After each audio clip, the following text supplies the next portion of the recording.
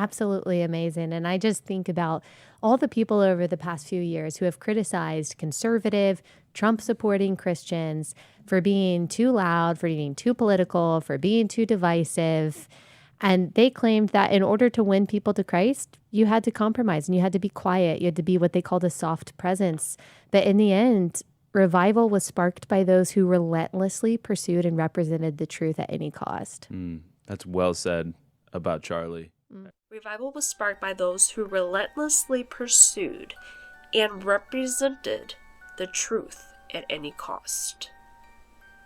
But in the end, revival was sparked by those who relentlessly pursued and represented the truth at any cost.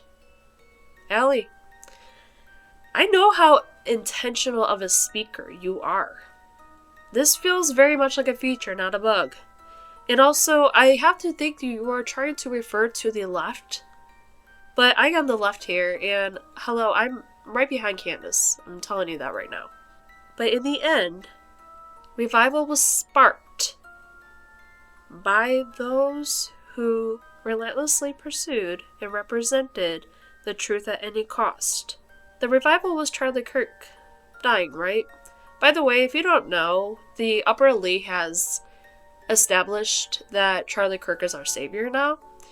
And if you think I am kidding, please, again, go watch that clip on Charlie Kirk Show, because not too long after, she will tell you, and Andrew will agree and tell you, that he is a biblical prophet. I will sit here and tell you that not at all do I discredit Charlie Kirk.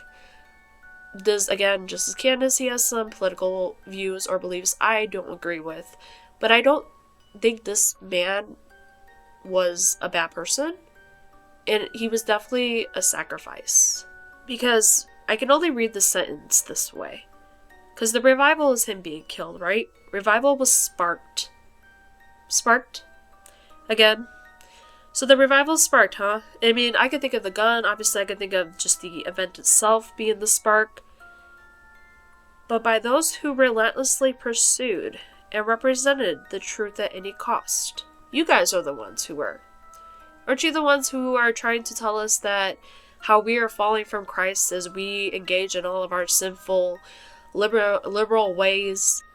But you're saying that it was sparked, the revival was sparked by those who relentlessly.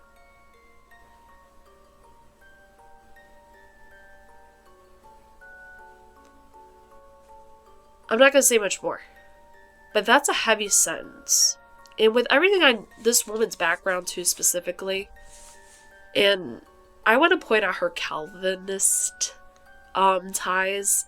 This woman has been on Ben Shapiro and has explicitly told you that you may believe in Jesus, but that's also still not enough. But I have been chosen and I'm going to be saved. That is her stance.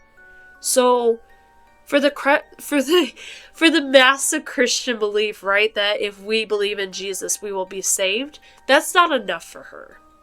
And I'm going to tell you just how quickly you're left out of her circle by that very thought. That you are, by nature, if you don't fit into her ideals, you're not it. And you're a threat. Your emotions, your questioning, everything is a threat. That sentence just feels a little too on the nose for me. And Candace is already putting together that Andrew is a bit suspicious. So I'm going to also throw Allie Beth in there. She's quite suspicious. Because now we get back to the Erica Kirk thing, who also Allie will kind of distance herself, but she was quite close to them. And she was on the revival, like, she was on the show right after the memorial. So it's like, you were definitely closer with them than you lead on. And this woman holds the rhetoric basically of the backbone of it. She knows what to put out there to adjust the narrative to fit what they need. She's the backbone of the rhetoric. And if anyone wants to question that, I mean, go look at her page. She has over 1,000 videos. She's very strategic. She is the pin.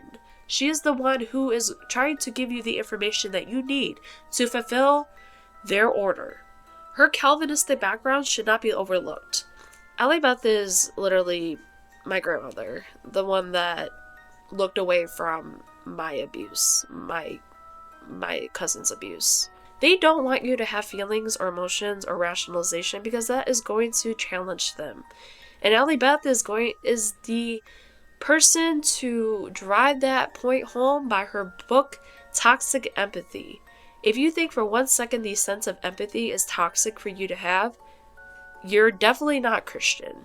I will tell you that for sure. God weeps as we weep. If you think for 1 second that we are not supposed to feel empathy, you're denying the very existence that God is in your life.